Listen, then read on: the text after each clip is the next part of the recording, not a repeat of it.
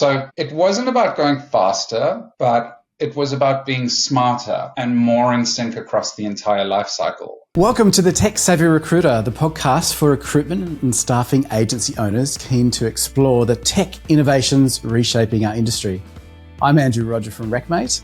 And I'm Belinda Kerr from Recruitment Garage, and together we're your hosts bringing you a stellar lineup of tech experts ready to help you understand and, more importantly, benefit from the increasing array of tech available to you today. Welcome everybody to today's episode of the Tech Savvy Recruiter. Andrew and I are delighted to welcome the wonderful Justin Blij to the episode today. Now, Justin is a recruiter, owns his own recruitment business, but he is also Mr. Tech. He loves his tech.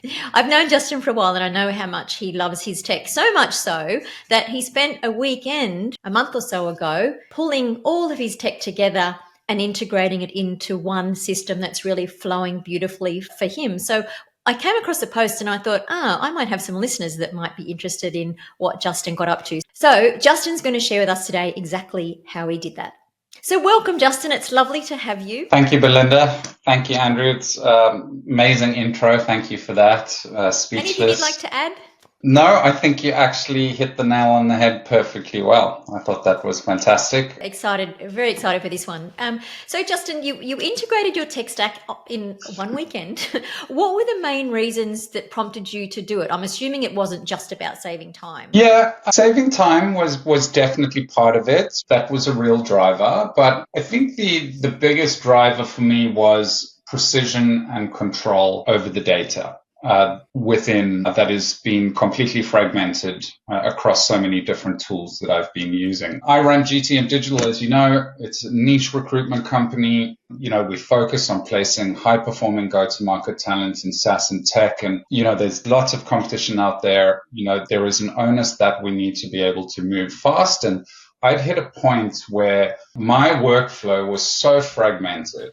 Right. So like if we think about all the different communication channels that you've got available to you, you've got email, and you've got email verification tools, you've got your calendar, you've got your data enrichment and your data verification tools for things like mobile numbers and email addresses, as well as verification tools as well to ensure that those mobile numbers are correct and that email data is not bad. And then you've got all these other tools as well that complement your tech stack. You've got your AI note takers. I mean, you've got LinkedIn Recruiter, you've got LinkedIn Sales Navigator, whichever is your platform preference. And then you've also got, well, depending on the company and the organization, I know personally I've got a sales engagement platform as well that I use, and that manages all my client and candidate outbound. And in addition to that, I've got my CRM and ATS. I've got my mobile calls. I've got my emails. I've got my text messages. I've got my WhatsApp messages,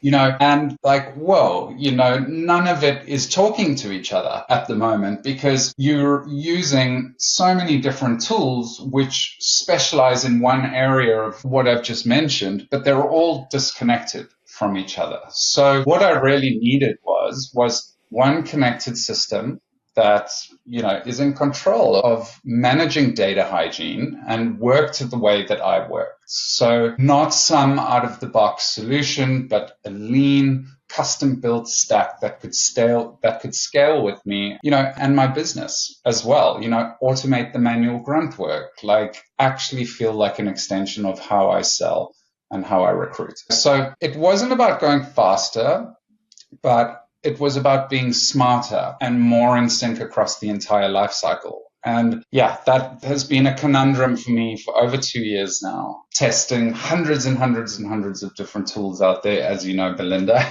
we've sat in our groups and I'm always kind of bringing new tools into the talks. But yeah, it's been a long road, but it's been a valuable one. It's been very enjoyable. Great. That sounds like all your dreams have come true and you've been able to pull all this together. Yeah. Well, I think there's still some way to go, but getting very close. Yeah. I think tech is always a work in process, isn't it, Justin? There's always a tweak here, a smooth out there, and then, you know, a curveball because a new bit of tech slides its way into our lives. And we've got to, you know, play with that thing again and see if that makes the whole workflow better, but sometimes you just have to take stock and say, it's doing a great job for me now, and I can just focus on the work at hand. So it's a bit of a juggle there to get that return on investment back and not overcook the process. Speaking of processes, did you have a specific way that you approached that weekend when you got all your tech, laid it out, and then brought it all together? Honestly, in the beginning, no. I just knew, that this needed to be fixed. So I went into it all with a builder's mindset. So, and what that meant is, instead of trying to automate everything at once, I decided, let's strip it down. Let's break it down into different parts. Let's focus on one core workflow, and I started with outbound prospecting because, I've been doing a lot of that recently, whether that's prospecting for candidates or prospecting for clients. And, the two most important tools that I'm using within my tech stack at the moment was my CRM and ATS, and then my sales engagement platform on the side. So I wanted to interconnect those two tools and get them working. Sorry, Justin, what tools were you using there? It'd be interesting to share some of the tools that you're... Yeah, okay. So for my ATS, after doing demos, I think with about 12 different providers, I landed on, and trials and everything, I landed on Recruit CRM, which is an Indian-based company, and they have an absolutely amazing platform. And what I love about it is that it's completely modular. So what that means is where some platforms won't give you hands-on control into the back end, into the system, so that you can set the platform up how you want it, which means putting your fields where you want them to be, naming your fields how you want them to be, so that you can do your candidate searches and everything mapped to those fields. They give you complete control over everything, including creating your own dynamic fields. So you can set up your company cards, your contact cards, your candidate cards, exactly how you want them to be, to match how you want the workflows within your CRM and ATS to work for you. And that's why I love them. And also from the data play as well, getting data in, getting data out, it's phenomenal. They've got an excellent backend with API access and things like that. And they've also got some built-in kind of pretty basic email sequencing and things that you can do, which can work well for, candidate engagement. If you just bought on a brief and you want to send out a 3-stage email to a couple of candidates or whatever, you can do that from within the platform. So it really they had everything that I wanted, because at this point I was already thinking about all my other tools and interconnecting with my CRM, and my CRM and my ATS will always be my single source of truth, right? That is where all the data needs to be housed, right? Client data, candidate data, it all needs to be in that ATS. And every single recruitment business is doing that. So I needed something that was going to give me that hands-on tactile control, be able to build all the workflows that I need according to how I work, which they've done. And I needed to have access to get rid of fields of theirs that I don't use, like temporary placements or not perm, or contract placements. I don't need any of that stuff. So I just ripped it straight out of the platform and I just dived straight into perm, and I could label it according to how I want it labeled. It was just brilliant. So I went with them, Recruit CRM. Then my other big tool at the moment is my sales engagement platform. And then this is where I'm doing all my outbound. There's a lot of companies out there that do these outbound. I was using Apollo back in the day because Apollo was good. It was cost effective. It was cheap. It had the data. It had the sequencing capability. It routed straight into LinkedIn. I could move very fast within the platform. But over time, I realized that it wasn't the right tool for me. So I went on another big hunt. I tried about another 15 other kind of sales engagement platforms that's going to work for me across calls, emails, LinkedIn, and all that jazz. And I rested on something very expensive, but what I feel is worth the investments, and it's a company called Ample Markets. And they've been working quite closely with me and helping me getting set up. And I'm doing some amazing things from within inside that platform. And we can dive a little bit deeper into that a little bit later. So that's my sales engagement platform. That manages all my outbound outreach for contacts, clients, all that sort of jazz. Got my CRM set up. Then, I've got AI meeting note takers, and I'll dive into this a little bit more when we get further down. But there's a combination of tools that I've rested on. And I think, the onus of this chat was just about how do we get all those tools talking to each other? It's all the interconnectivity part. Like, surely there's got to be a way where they can all connect so that there's a data flow that can move between all the tools and get housed into my CRM and ATS without me having to lift a finger. Andrew, to your question, sorry, and I know that I veered off a little bit like that. I think you asked me how I approached the process, and that I was talking about focusing on kind of one core workflow, and that was outbound, So the questions I asked myself, number one is, where is the data going, right? Number two, what needs to happen between the tools? And number three, what's worth automating versus kind of leaving manual throughout the process? So then I kind of mapped out the exact logic of that journey across my sales engagement platform, my CRM, my ATS, my VoIP calling system, my AI meeting note taker, and then finally Slack.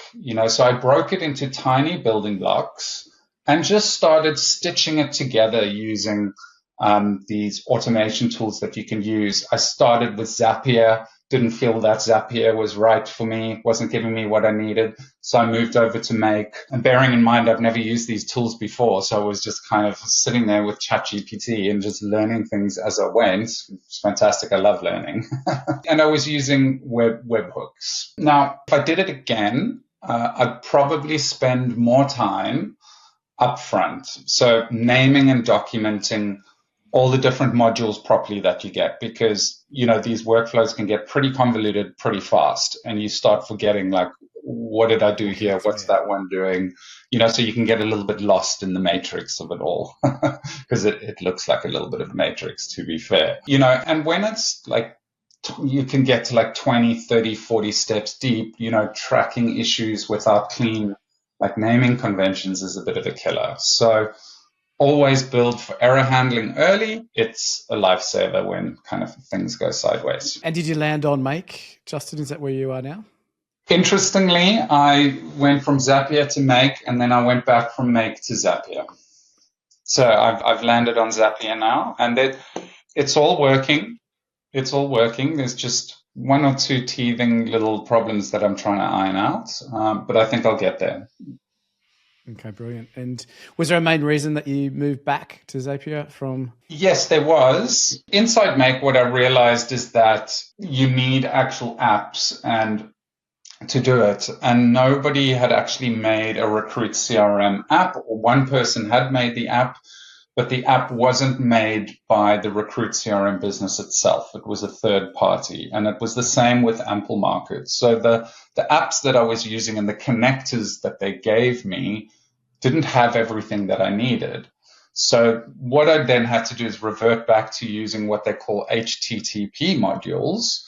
And then you go in via a specialist API key, and you go into the API document data within each of those organizations, and you connect the dots that way. And you start learning about things like JSON. It gets quite technical, but it was working, but it kept breaking. So I would like fix things that were broken that I'd already fixed, and then they broke again, and I had to refix them. And then all of a sudden, like down there at this point of what I was trying to do, that broke. So there were just too many errors that were coming up, and I decided, like, I put in enough hours and enough time into it, and I needed to revert back to Zapier to see if I could get these now broken problems fixed inside Zapier.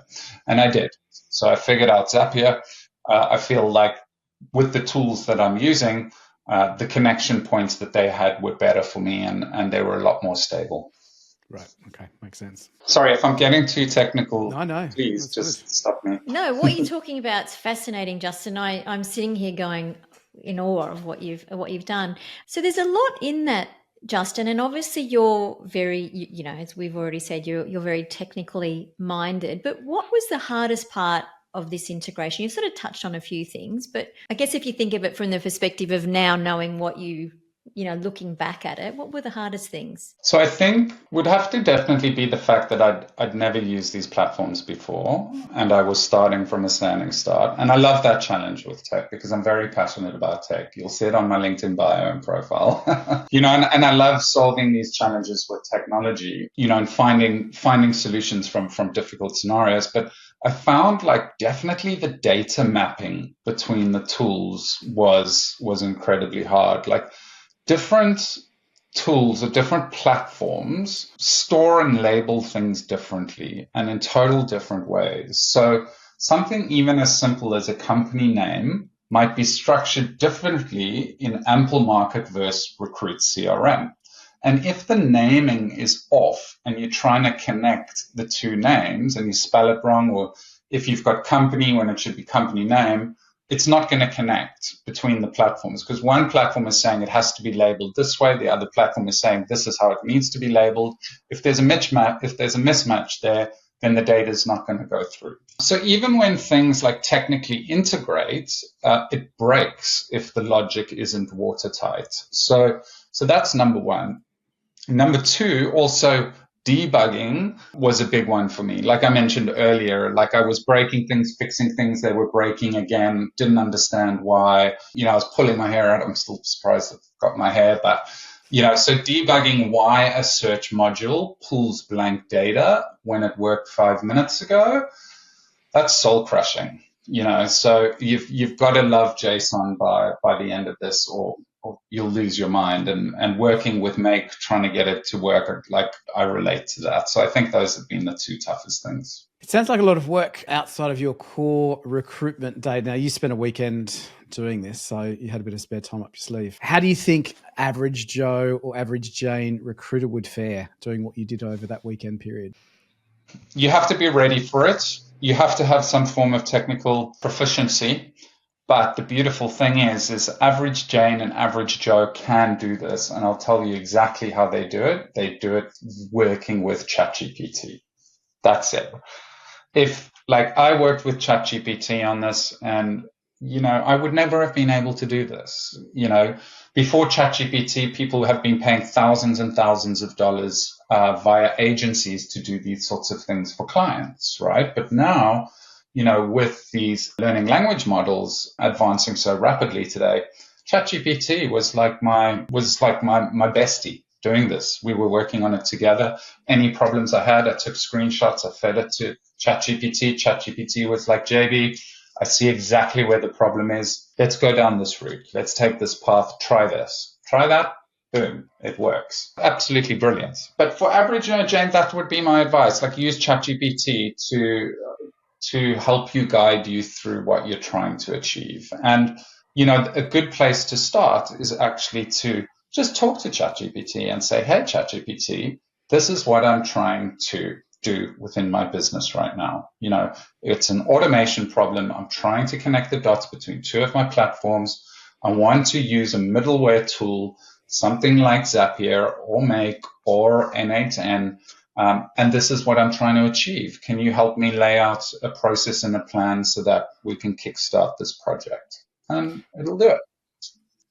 That's really good advice, Justin. And I was just thinking as you were saying that, like, I would never, I'm got a certain degree of technical nous, but nowhere near the point where I would even want to do something like that for myself. But I love your point about ChatGPT, because I think for the people who aren't quite at that point where they want to do it themselves, I think even going through that ChatGPT process, if you were to then go in and understand it better, I think that's where a lot of recruitment founders, they just don't even kind of understand how the whole thing fits together. But even just to educating yourself on how that happens, you know, if they were to use a consultant, like what would be the framework and the way that they would go about it would be useful as well. So if people are engaging people like Andrew, who does this, you know, the sorts of integrations all the time, then they're coming and they're speaking to the consultant with more of a knowing to start with. So that was a big aha for me when you just said about ChatGPT.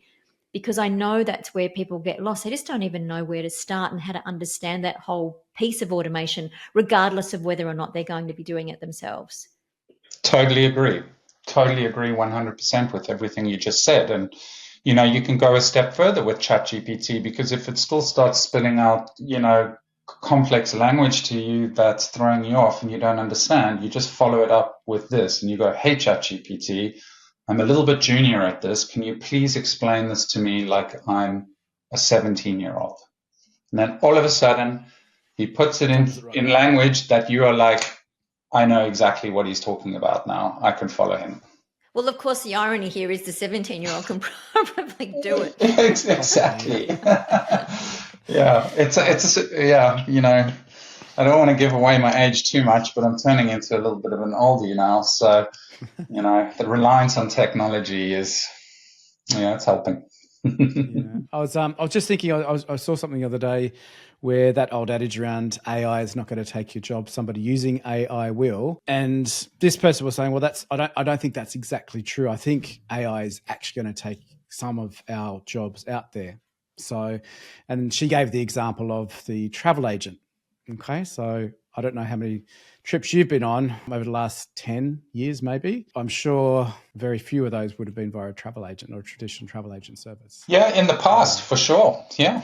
Yeah. Previously, yes. But if I'm booking a flight now, I'll use something other than a travel agent, brick and mortar travel agent that there was. So I think, we've got to be careful in our industry, because I think there will be a big chance some of us will be absorbed by that AI agent that will go in-house. Our clients will do something similar. So, but I think there's an enormous room still for the industry as well. So I think digitization of job ads, for example, 15 years ago. Yeah, I agree, Andrew. And I think it's getting tougher, the markets at the moment, particularly in I work within tech, it's becoming more and more difficult for companies to grow pipeline, build revenue, satisfy VCs. And, there's a number of reasons that gets attributed to it. But one of the big reasons is tech today and modern tech today is not the same as what it was 10 years ago, because, there are just so many more players in market per vertical, per specialism that, if you don't have a good product, and you don't have product market fit within the market, you are really going to struggle to build that pipeline and build that revenue. And I think that's why so many SaaS businesses are folding earlier into their stages when they're trying to get extra funding for their businesses. But it's just becoming increasingly more difficult to build that pipeline and to get that revenue, purely because there's just so much more competition in markets. And I think that plays to what you were saying as well, Andrew. Yeah, I think there's going to be lots of competition in different industries, and those that combine, I think, that traditional approach plus smart tech behind them are going to be the ones that will come out winners. I agree, and I'm a firm believer in that as well. I think that anybody right now, if you're working in an environment where artificial intelligence is creeping in, whether it's from learning language models like Grok or Gemini or Claude or ChatGPT, you need to be learning these tools, right? You need to be, at a very basic level, you need to understand and start learning how to prompt things, because it's not going away. It's here to stay. It's growing at such a rapid, feverish pace right now.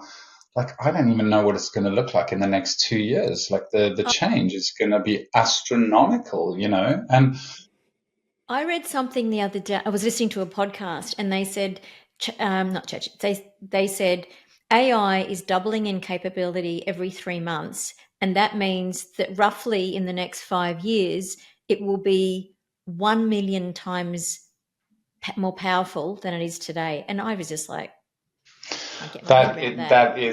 That sounds crazy. It's insane, isn't it?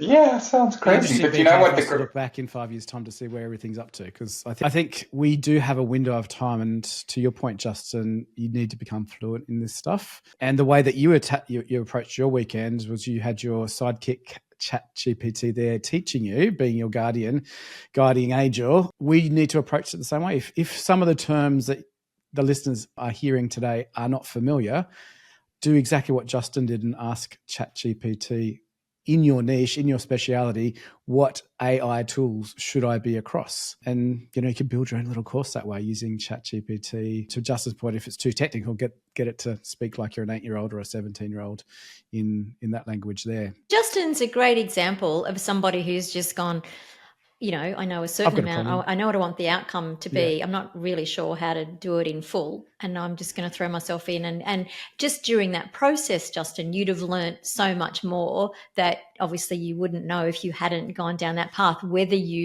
regardless of what you do with that integration, that's still going to build on your basis of learning for other things. So it's all, no learning's redundant, is it? Yeah, absolutely. And I think, from that learnings, I'm already starting to now think about other ways that I can automate other things in my business as well. Because now I've got that base foundational knowledge, it's going to be easier and quicker for me. You've just got to be able to ideate the ideas in terms of what you want to do and then just build it. Have you come across Replit, REPLIT? No. Have a look. Okay. At the end of the call, I'll ask you for that one again.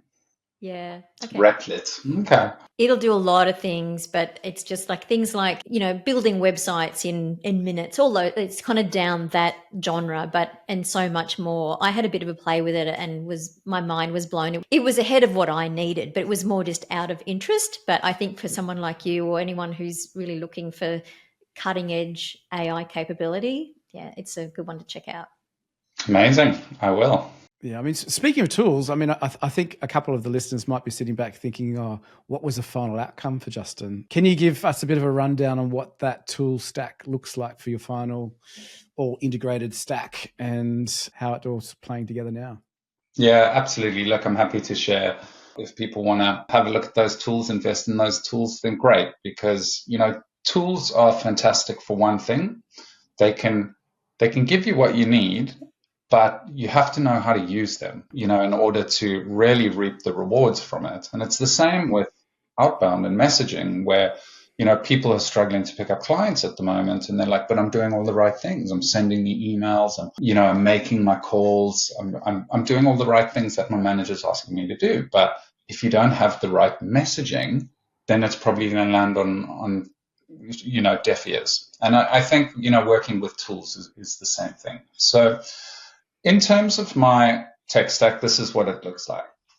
So my sales engagement platform, which is called Ample Market, it's pretty expensive. It's cost me, I think, over $10,000 a year just for it. That manages all my outbound prospecting. So I've got 3 different go-to-market plays that I run from that. I won't go into that because that's my secret sauce. But that manages all my LinkedIn, it manages all my email, and it manages part of my calls. And it's a very comprehensive platform. It's made by these absolute legendary group of guys who are based in Canada. Support has been phenomenally amazing, and they've just built something incredibly good. And what I was looking for is not for AI to replace me, but for AI to complement the way that I work. And that's exactly what they've done. They've got Duo Copilot, and it's been working amazingly for me. So when I'm running sequences for account-based marketing campaigns, or if I'm targeting industry persona or buyer persona specific to a one-on-one connection, I can build full sequences out for single individuals. There's some really good things about the platform. Not for everybody, but for my needs, it's great. Then we've heard what my ATS and CRM is. That is Recruit CRM. Probably the most modular CRM system that's out there in the market right now globally. I've not seen anything better. I would hope somebody can approach me if they're seeing this and be like, hey, I heard your chat. I'd love you to have a look at this CRM. But just for what I need, they've been absolutely spectacular. My single source of truth within my CRM, and going back to what this conversation is about, which is tool interconnectivity and data hygiene, from my CRM, I now get access to, contact or candidate view card. I have access to all my email data.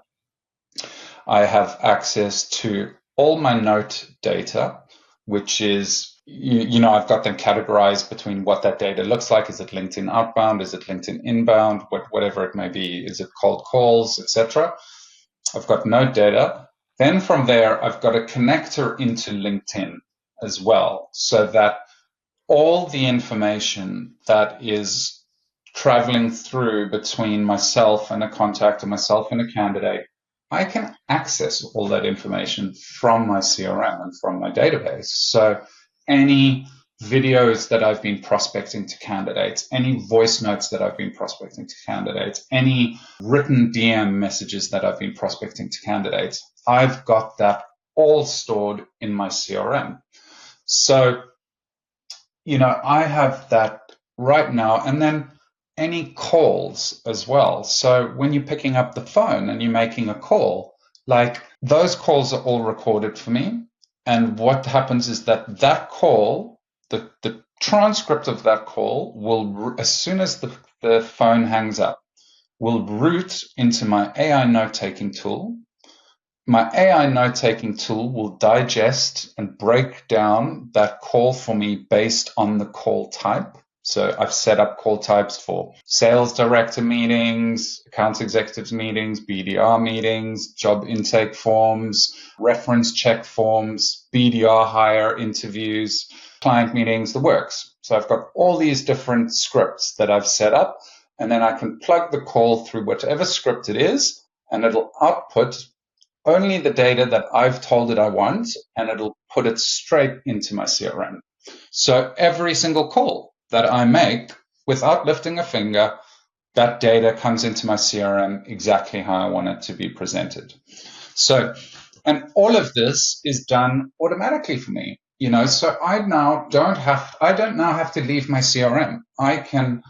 I can get everything right there. I'm not jumping between to this platform and to that platform, and my data's all over the place, and I'm worried. And I know that this is what's happening in every single other recruitment business out there, because I've worked in them, and I know that this is one of the biggest bugbear that is slowing recruiters down. And not only that, but it is stopping them from earning the money that they should be earning as recruiters as well, because of the data fragmentation.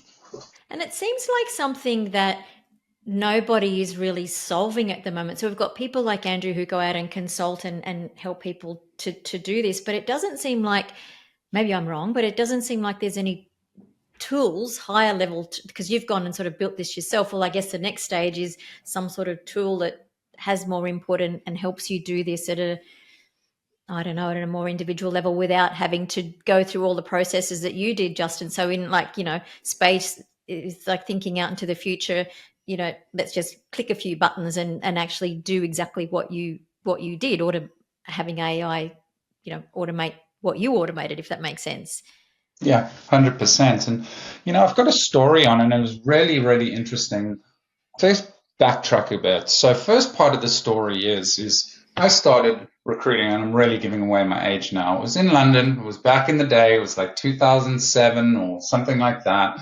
We didn't have LinkedIn. All we had was a database. All we had was our phone, and all we had was email, but the email was going off from our computer. We weren't using other tools to do email. And we would come in the morning. Your own email address, Justin? Because when I started, I didn't have our own email address. We had New South Wales Tech at. Yeah. So what happened? And, this is where, like, when I started this project, I actually went back to this place because it was the only time in my recruitment career where this business was getting their data right. And we were making placements because the data was clean and it was hygiene. And we would have our morning catch up, and every morning we would sit for 45 minutes at our desk and we would go through all the CVs coming in from the night before, because the only way you could get CVs was by putting out a job ad. So you would go through all your responses, and then you would take every CV that was relevant and you would put them into the CRM or ATS, but you had to code them up properly. There was training sessions on coding so that you could find those candidates, because a big problem nowadays is it's just so easy to have such scrappy and messy data. You've got all these upload CVs. You can upload a bunch of 100 CVs at once. And what happens? It goes into the CRM. It's not coded up, and 2 months later, you will never be able to find those candidates again because they're lost in the ether of your database that has tens of thousands of people in it. And it's just redundant data that's just sitting there. And for me, that's potentially lost money, right? So these are the challenges that were happening and what kind of brought on like me wanting to do this. And then there was another individual, Ben Townsend from Pitch Technology. I really like his LinkedIn posts, actually. And he made a post around something along the lines of like, where are your deals coming from? Like looking at the data, where are your deals coming from? And I actually dived into my ATS because I wanted to see this. And I pulled out my last 20 placements, and 50% of them was through headhunting. There was personal networks, there was referrals, there was job ads, there was a couple of more. And people were saying, we're talking about it. And the one place that did not get mentioned at all was the database. So have people lost sight that, is the database now redundant? Does this not form part of your play or your analytics strategy to drive more placements from the database itself? Or are we too reliant on outside tools like Juicebox or LinkedIn or whatever it might be, or headhunting or job ads? But I feel like, and there's a guy in my group, I talked to him, and he's in America and now in South Africa, and he's got over 100,000 people in his database, and that is the very first place that he goes to is his database before he goes anywhere else. Well, what's really interesting about that, Justin, is if you looked at those placements that you've made, it'd be interesting to see how many of those people were already sitting on your database, because that's often the case too. I know there's been studies done by the CRMs, and they say that often it's sort of 70 to 80% of placements that are made in other ways. They go back and have a look at the database and they were sitting there. And I think the AI guys would sort of say, well, you don't need to code them anymore because AI does all of that. But AI can only pick up on the data that is there. And what I love about the kind of that making sure that you're coding them the way you would search for them, it's going to pick up more people than just relying on AI. And when that's the difference between being an exceptional, so if that's the difference between being an exceptional recruiter and somebody who's just doing it 80%, that to me is a big game changer. I think that rule, garbage in, garbage out, still sticks. Yeah, 100%. But the thing is, it's not the recruiter's fault. It's the manager's fault. It's the leadership's fault because they're not teaching on how to use the database to its full functionality and how to get that data in, Yeah. And I've seen it. I've seen it in all the other recruitment businesses I've worked at. Like it was Formula One in London. I believe her name was Sam Blake was her name. She was my very first recruitment boss, and she had it nailed down, watertight, and she did a great job on that. But nowhere else have I worked have I seen that replicated. Yeah, it's interesting. I mean, I think you posed the question: is it because the data is not in the system, or if it's habit or something like that? I'm a firm believer it's habit, and that is instilled by your leader. Yeah, and you got to train for habit. Yeah. So if you have the habit of do your database search and then come back to me, Andrew, and say there's nobody in here, yes, go advertise out on X, Y, and Z, and then deal with all the ad response and time you need to spend going through that. It's much more efficient if you can land it inside already. You've worked with that person before, or you've screened that person, etc. Yeah, 100%. And you've got to start planning for data enrichment and all that sort of stuff because the market's moving fast. And what a lot of people think is all those people who are on their database that they've been there for 2 years, they've probably moved on. They've changed jobs. The emails aren't the same. Like their mobile numbers aren't the same. So you need to be able to find a way to enrich all that data again. Back to the tools. Sorry, you know me. No, it's good. It's a good chat. Yeah, I mean, you know me. I can. Okay, so where did we get to? We got to my ATS and CRM. I'm very passionate about it. Single source of data. Everything needs to operate from there. We touched upon my sales engagement platform, which is Ample Market. Then I'm using Make and Zapier. So this is the brain, right? It handles all the logic, all the routing, all the real-time data movement. It's very handy because you know when things break, you know when it's doing something wrong, you can just go to it and fix it. Then I'm using my AI meeting note taker, so that's for my meeting transcriptions and auto-generated notes. And then I'm using my dialer, which is giving me call transcriptions that routes into my AI meeting note taker and then routes into my CRM. And then finally, I'm using Slack, and that's for notifications and visibility into contact and candidate and company creation criteria. So what that means is that, or why these first? Why am I using these tools first? And why did I select them? Is because they're all open. They're all flexible. And they're API first. So you're going to need, if you don't know what API is, punch that into Google, have a look at it, and just learn a little bit about it. So I chose those tools that don't try to be everything, right? They're the best in class at what they do. And they play well with others, So that's why I went and selected those tools. And tell us a little bit about when you hang up the phone or end that call, how does that feed in through to your AI note-taking tool to do the, digestion of what's happened on the call and then the manipulation? Yeah, great question. So I'll explain the flow to you. It's actually pretty simple. My AI note-taking tool has a direct integration with the dialing tool, right? So in the dialing tool, you create a webhook where it says, in the dialing tool, it says what happens when you put down the phone, right? And you create a webhook. So as soon as the call gets ended, you get a webhook data and you move that data into the AI note-taking tool, right? So that's number one. And then secondary, the dialer will also have an API, which needs to route into the API note-taking tool. And once you've got those two connection points, it's connected. So when you dial on the dialer and it gives you, and it records the full transcript of the call, as soon as the call gets put down, you can route your calls to a mobile or whatever it is, then that travels. That transcript travels to the AI note taker, and then the note taker does its business. The note taker is connected to the CRM. So then that will then digest the transcript, put it into all the data, how you want it to be converted and read into this ATS, and then it drops it into the ATS. And is your AI note taker, is that MetaView or Quill or something like that? It's Quill. I use Quill. Yeah. Again, fantastic bunch of guys. Can't say enough about them. Their support has been fantastic. You've got a bit of a Canadian team there. I think you've got. They're Canadian, yeah. And Quill's out of Canada as well, aren't they? And the CEO's name is Ryan, and man, I chat with him almost every day. He's amazing. He's just there, He's always asking me, how you doing? Any roadblocks, any challenges, anything we could be building, anything we could be doing better to help you right now. They were helping me integrating my dialer into the tech stack, into my CRM. Like they've been amazing, and some of these companies, they really just want to help. And it's important as well because it's hard to find recruitment tech companies that are doing really good things.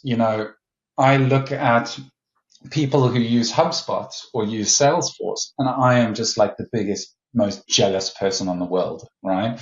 Because they have access to hundreds and hundreds and hundreds of these most amazing tools that people have built specifically for sales.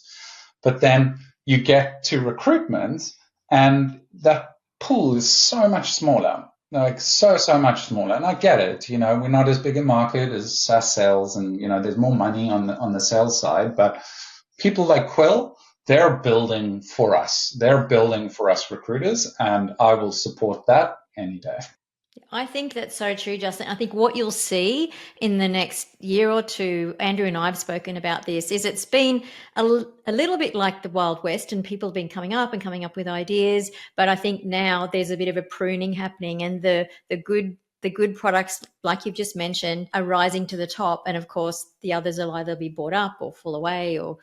And as the tech companies understand more about what's going to actually benefit recruiters as opposed to what they think is a good idea, and those connections are made. And as you said, the guys at Quill, they're asking the questions, finding out what you want to know.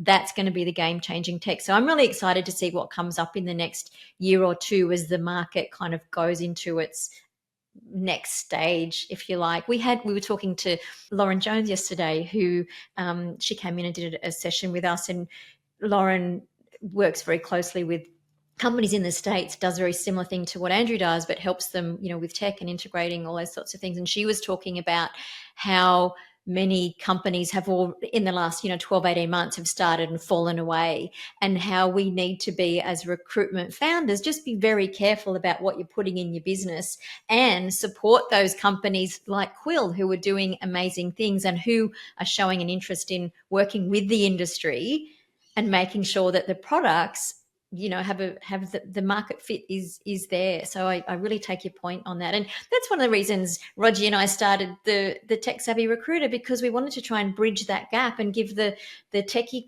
guys that are trying to, really solve problems a platform to have the conversations with the founders who are, overwhelmed by the whole thing, but want to know and want to be engaged in it. So I totally on board with what you're saying there. Yeah. And it's fantastic what you guys are doing, because, businesses need to hear this sort of stuff. And, like if you put it into buckets, like for me, it's easy for me to do this now, right? Because it's just me. I'm on my own. I'm thinking about scaling. I want to put my foundations in properly, so that I can create that system, right?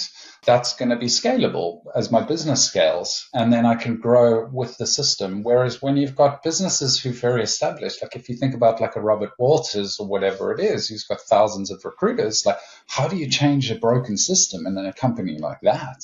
Like that's going to cost like hundreds of thousands. I wouldn't even know how much that's going to cost of dollars. Oil tanker versus the jet. And then it's like your recruiters are going to be down because you're changing all the systems, changing all the tech. Then you got to train them up on all the tech. Like, how do you even solve for a problem like that? This is where you guys, as smaller founders, have got the advantage, because you can. We've got the advantage. We've got the advantage of the tech that is current in market right now, and people should be taking advantage of that. And you can test things more readily as well. I'd love to know, Justin, since you did the integration, what's been the biggest win for you?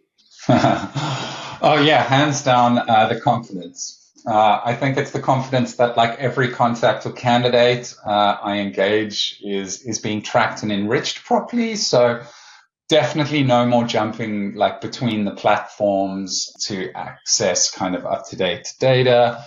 Or anything that I would like need to stitch together, which is incredibly time consuming, and things get missed or forgotten. And, and I think that's number one. I can wake up, I can see the Slack alerts. I know exactly who's come through overnight, including the messaging that they're giving me, where they landed in the funnel, what actions were taken. It's totally visible, and there's zero manual upkeep. So, I think that's it. And I've also got the bandwidth now to focus on kind of relationships and growth and not the admin aspects of things as well.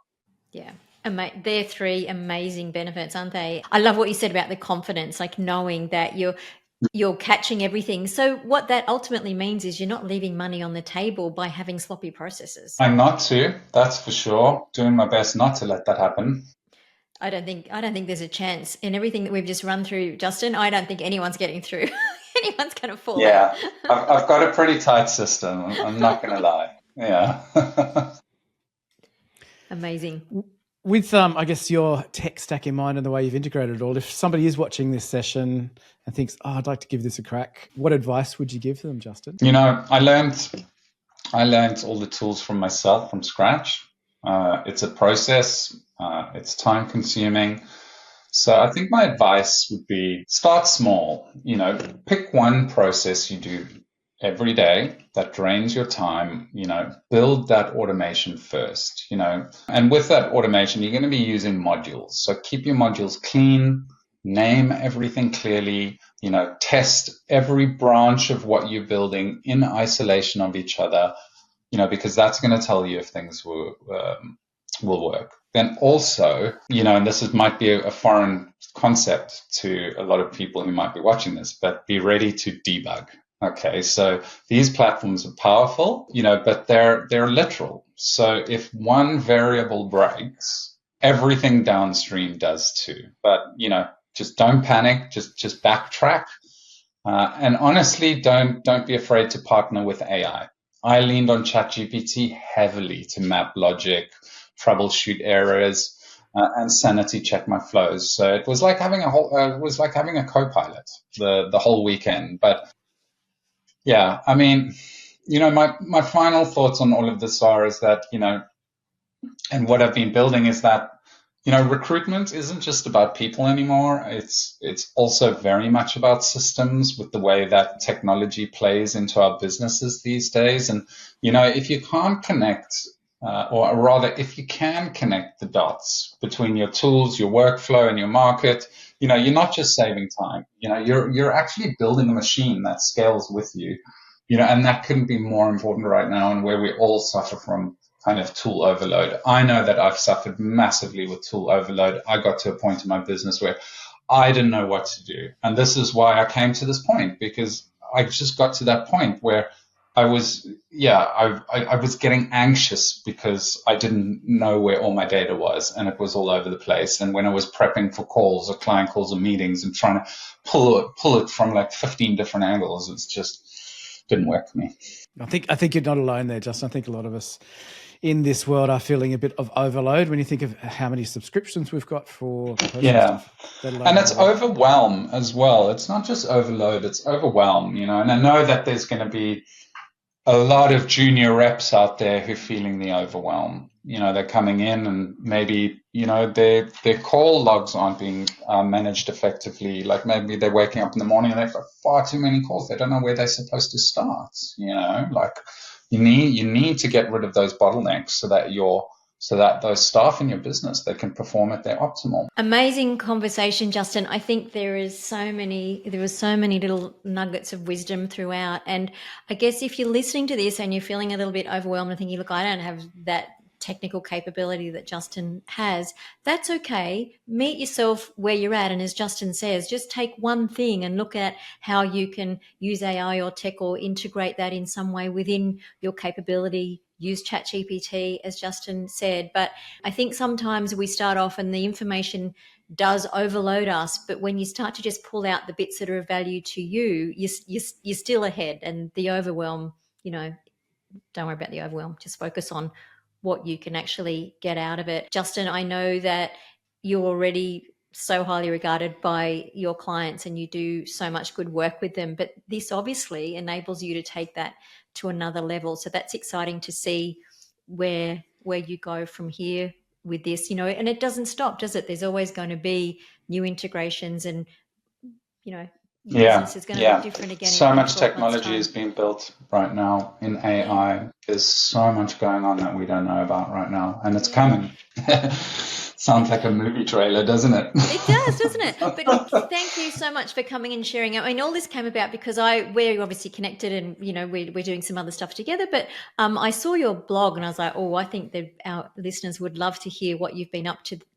And I know, I already knew how tech savvy you were. So I'm really grateful that you've shared so much stuff. If other people would like to connect with you, Justin, what's the best way to reach out?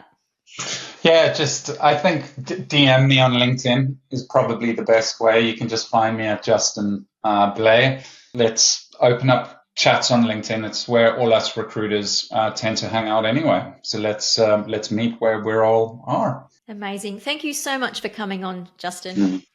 And thank you so much for the invites, Andrew and Belinda. Really enjoyed the chat. Good chat. Thanks for joining us for today's episode of the Tech Savvy Recruiter. If you'd like to stay up to date with the latest recruitment trends and insights, make sure that you remember to subscribe so you don't miss an episode. And also, if you'd like to speak to Andrew about turning your tech stack into your secret weapon, or myself around creating an agency that delivers you more money, more meaning, and more freedom, we'd absolutely love to chat. Reach out to us on LinkedIn. Thank you so much for your support. We look forward to seeing you next time.